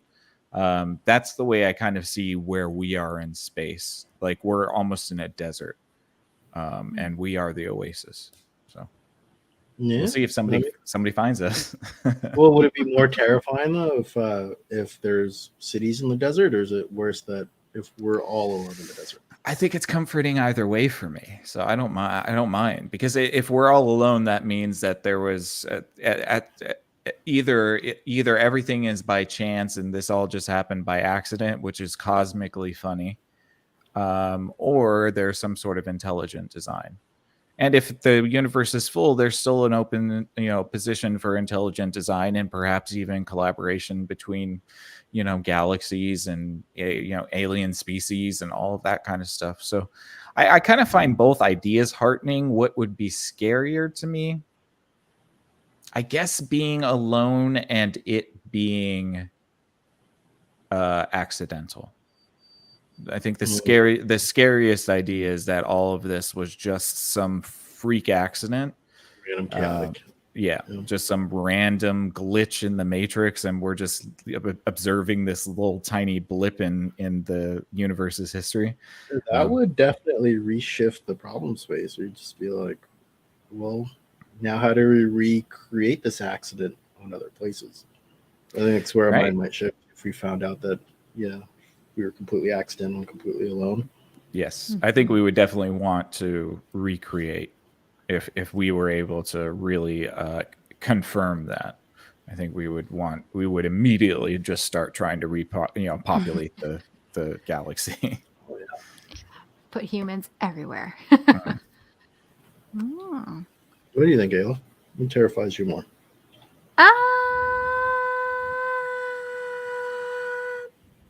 See, okay, so, well, I mean, I don't know. It is a hard question. They both have the potential to be scary, and they both have the potential to be amazing. So I think the question, I think, really gets at the heart of, like, are you an optimist or a pessimist, and do you have a preference towards this or that? And I haven't been able to decide, actually. When I wrote that question, I was like, I don't even know how I would answer that. But I think I would be on Nick's side in the sense of, like, I would feel uncomfortable if we were the only things out there. It would take a very hard process of elimination to determine that, to be sure, because there's so much. But, like, if in my lifetime we were striking out more than we had any evidence to suggest that, like, we weren't alone, I think it would start to make things feel a little colder, a little chaotic. And so I think the impulse to, I guess, try to protect that, would be even stronger. Well, I mean, I think that there's a confirmation there too, though, right? Because it's like, that's why I made the caveat of, like, alone and chaotic, because alone could also suggest intelligent design, that that the conditions were particularly created for life to be made on Earth. But if it's all just random, that I really do think is the most terrifying, for sure.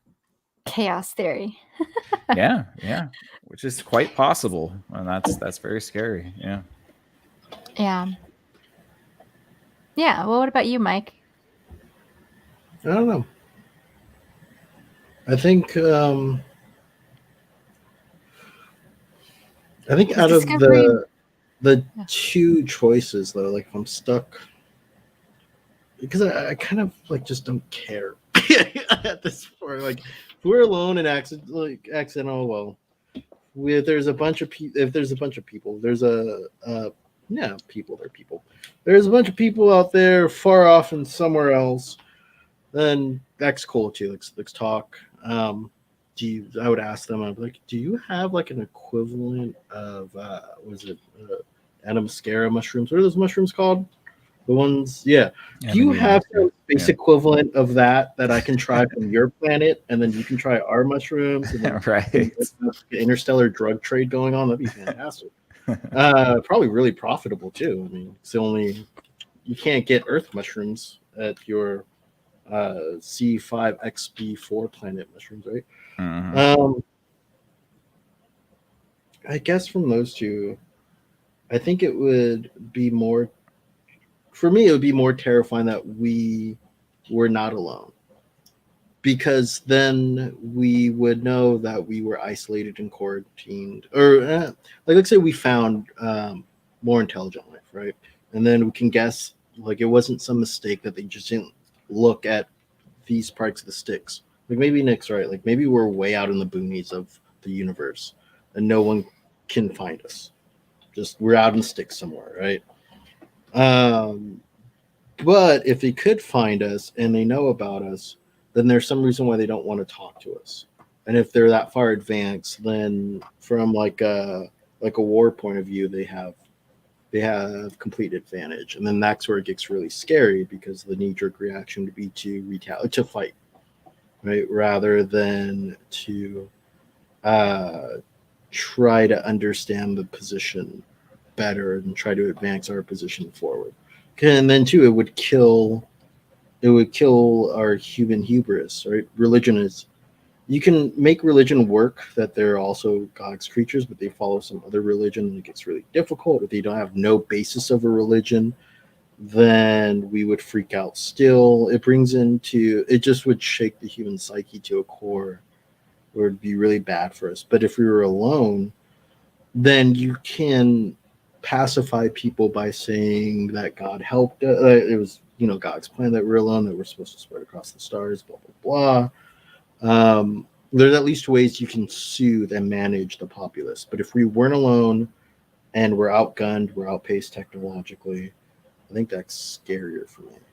I think the most terrifying thing, though, is if we look through that telescope and we found like a better Webb telescope pointing back at us with some, Right. with some version of me that looks 40 years older, like flipping me Ooh, off or something, or waving at me, then creepy. I think that would be the most terrifying thing I can imagine. Mhm.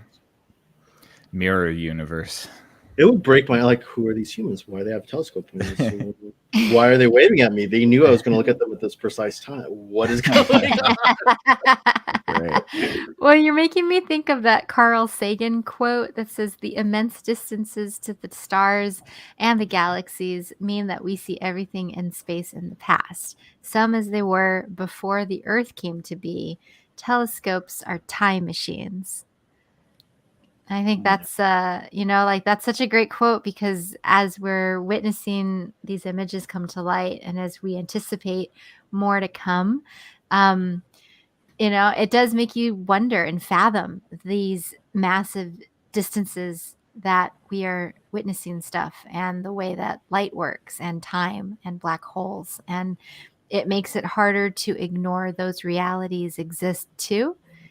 And so I think that I'm really happy that we had this conversation, because, I don't want to get caught up in the hype train, but I also do want to pause and just say that, like, the quote that I started this episode with from Einstein is that, curiosity is probably one of the best ways to remedy any kind of, you know, I don't know, like, I just feel like curiosity is one of those things that will find you out of a lot of different things that might be going on right now. So. Yeah, it's good. Just be careful with your curiosity leads to imagination. Imagination leads to fantasy. Fantasy leads to half action. Half action leads to full action. So as long as you're careful what you're curious about, right? There's a big difference between being curious about the sky and being curious about how I don't know, someone's intestines looks when you pull them out of the stomach, right? But still Yeah, well, there's a difference curiosity. between, like, absorption curiosity and then, like, active curiosity. Because, yeah, I don't know. I mean, well, hopefully the action would be we get your, mass marketed web scopes and we're all on our computers, yeah, zooming out stuff. Is there life here? Is there stuff here? Here? Not Right here? mass marketed serial killers. You don't want that. Outsourced space exploration. I really think that that's probably the future. I think It's that yeah. if you gave a Webb telescope to 4chan and Reddit, they'd find more than those stupid universities will. Oh, they would. They should throw a bone. I think They you're would. right. Like like if you look at any documentary where you have people solving crimes on Facebook or whatever, it's incredible. That's what They I'm saying. get They can very scour. They ingenious. can comb through. They can comb through gigabytes of data. I'm sure that they could find some interesting things in space. That or I could see you 4chan being like, not your personal army. Thanks Yeah, for the maybe. telescope. Maybe. We're not your personal army. Go do That's your own fine. damn science research fine. alone. Unless Shia LaBeouf's complaining about something, Yeah, then yeah. you're not going to go searching. We'll have to this. tell them that he put a flag somewhere in the universe, and they have to find it. Oh, Hey, that would be man. the Well, dopest game of capture the flag ever. It's a pretty good game. Yeah. well, but no, but I mean, like, but I guess from curiosity, I do think about curiosity and imagination and its ability to shift you out of, certain emotional states, but also just how awesome it is. Like there's this Dean Koontz quote, right? Another just sci-fi author, and he goes, "In an infinite universe, anything that could be imagined might somewhere exist." And so again, like I guess that's maybe where I was going with the contact thing, is that like there's this interesting thing that like, you need to imagine things that aren't real such that one day you can recognize them if they are real or create them, And so I think that's just good or bad, or, act on it or not. But I do think there's something really interesting in the way that our minds think about stuff. And this is just such a great opportunity to expand that and build on it. And I'm very excited. So yay, Nice. space. It feeds That's all we got. it feeds like the curiosity feedback loop, right? The more pictures you get, the more detailed stuff you have, the cooler it looks. The more you want to go figure that stuff out, especially if you're a kid. Right. Yeah. And, okay, so I had this other episode that was going to start out with Hamlet, and it got really heavy because I was getting like way into metaphysics. But I'll leave just one more quote from that pickings, and it was Thomas Nagel, and he's a philosopher. And there's a quote that says, "If you can't prove that anything exists outside your own mind, is it all right to go on believing in the external world anyway?" So I guess I'll just throw that out, that like, when you start thinking about space and the cosmos, you can also think about the nature of reality, the nature of what we can know. Are we alone? Or is this all solipsism? Or, is it just, what is this? Anyway, so I could keep going. Don't let me keep going. We are so close. We are 3 figments of somebody's imagination. And when they die, we die. Just saying. Get on the whole solipsis train right there. Oh, I know. And like that thing might not even be human. Yeah, I know, right? I said, someone might be brain dead in a coma. So. Hey, are somebody. All right. Anyways, thanks, Ayla, for bringing that conversation to our table. We certainly appreciate you. So thank you. End on a fun note, guys. Yes, absolutely.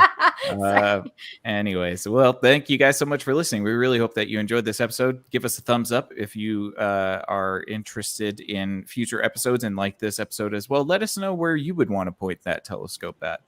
And first person that says Uranus gets nothing, because I don't have any prizes. So thank you guys. We appreciate all of you out there. Thank you, Ayla. We appreciate you for bringing this to our table. Hold on. Why?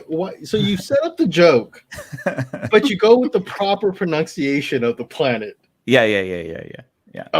Okay, just making sure. For the record, I have been pronouncing it completely incorrect for my entire adult life. And I just this week learned that I have been doing so. Hey, I'm still happy to say Uranus. Any time of the week. What's that? I'm just surprised no one's corrected me in all this time. It's shocking. That's how I learned it as a kid. To me, it's the same. Oh, now we hear the playoff music. Yeah. It's the music when they're about to pull you out of this. Yep. All right. I still would like to thank my mom, my mom's hairdresser, my mom's cousin. Yeah. All right, guys. Thank you so much. We hope that you have a wonderful evening or whenever you're listening to this. Until next time, cosmonauts, you stay out there, and we will catch you on the next Exofathom. Good night. Peace. The universe is in you. Ew. I'm trying so hard to have I don't know what I need to figure. Tell that universe to leave me alone. That's not consent to the universe.